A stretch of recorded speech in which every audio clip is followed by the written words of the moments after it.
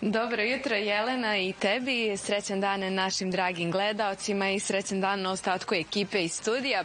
Eto, kao što ste rekli, povodom Dana ptice selica, Centar za proučavanje i zaštitu ptica organizuje i poziva sve ljubitelje i ljubiteljke ptica na treće ćukovanje. O ovom događaju ovog jutra više razgovaramo sa Marijom Šoškić-Popović, ornitološkinjom Centra za zaštitu i proučavanje ptica. Marija, dobro jutro i vama i hvala vam što govorite za srećan dan. Dobro jutro, dobrodošli.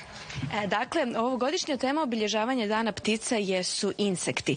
Zašto su insekti važni za migratorne vrste ptica? Tako je, dakle, Svjetski dan migratornih ptica organizuje se svake godine i obilježava se u proljeće i jesen. Ove godine je to, dakle, 11. maj, ali, da kažem, mi cijele ove sedmice slavimo ovaj veoma važan praznik za ptice. Što se tiče samog praznika, mi smo odlučili da to ove godine bude ćukovanje, jer već treću godinu za redom, da kažem, radimo popis ove vrste na teritoriji Podgorice sa građanima, upoznajemo ih sa ovom vrstom sove, jedinom migratornom gnjezdaricom kod nas, prolazimo jako važne zelene površine kroz grad i naravno kroz jedno jako interesantno druženje. Da, koje su to važne zelene površine u našem gradu? Pa u suštini imamo 9, da kažem, transekata na teritoriji Podgorice i većina njih prolazi kroz stare dijelove grada gdje još uvijek imamo starih stabala, a stara stabla su veoma interesantna za ćukove i važna jer oni u njima mogu da nađu duplje za gnježđenje, ali naravno prošetat ćemo i kroz parkove do brda Gorica uz brdo Ljubović i ostale važne zelene površine u gradu. Ali naravno ono što mi uvijek apelujemo jeste da zelenih površina u gradu ima sve manje, naročito u novim kvartovima, tako da moramo da obratimo pažnju da u kvartovima sadimo više drveća i ostavljamo više prostora kako bismo se jutro uživali u zelenilu i hladu i pticama. Koje su neke od karakteristika ptice selica?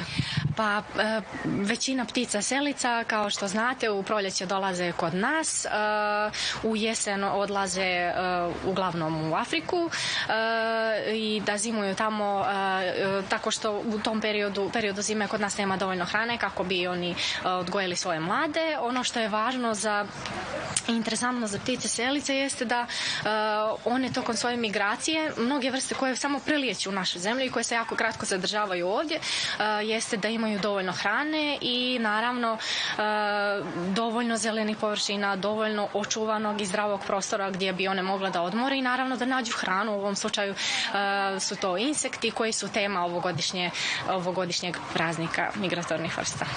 Kakva je važnost migracije ptica selica za naš ekosistem? Izuzetno velika. Ona nam govori o tome koliko je naš ekosistem očuvan. Dakle, što više vrsta vidimo na našem području tokom migracije, to znači da su naša staništa jako dobro očuvana. Dakle, ako vidimo da nemamo dovoljno ptica, nešto nije u redu sa našom prirodom, nešto ne radimo kako treba. A najveća prijetnja pticama selicama jeste gubitak staništa, zatim kada baš govorimo o pticama selicama koje samo pauziraju kod nas, da tako kažem, jer se mi nalazimo na migratornom koridoru i veliki broj ptica boravi tokom migracije na teritoriji Crne Gore, to je naravno to koliko imaju one hrane i zato je važno da ne koristimo pesticide, da ne koristimo vještačka đubriva, generalno da ne zagađujemo okolinu. Koje su neke od najpoznatijih vrsta ptice selice i gdje oni migriraju tokom godine?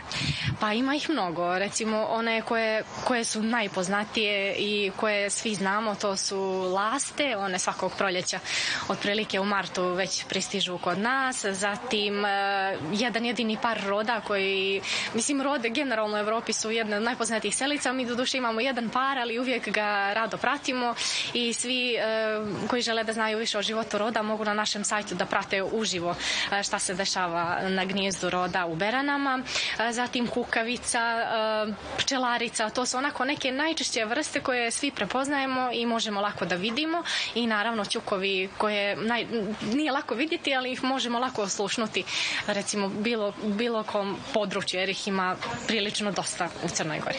Da, pa interesantan je taj naziv ćukovanje. Da li ima neku simboliku? Pa ćukovi su dobili ime zbog svog oglašavanja, jer otprilike ono zvuči kao ću i zbog toga se zove ćuk, i zbog toga smo cijeli događaj nazvali ćukovanje. Pa evo, za kraj, da li ćemo u skorije vrijeme imati sličnih događaja u Centru za zaštitu i proučavanje ptica? Pa kod nas uvijek ima nekih interesantnih događaja. Ono što nakon ćukovanja najčešće organizujemo jeste Dan Čilpa. On se održava u julu i njega također obilježavamo za sad samo u Podgorici, tako da ćemo gotovo identičnim rutama šetati kroz grad i pratiti gdje se čiope gnijezde kod nas.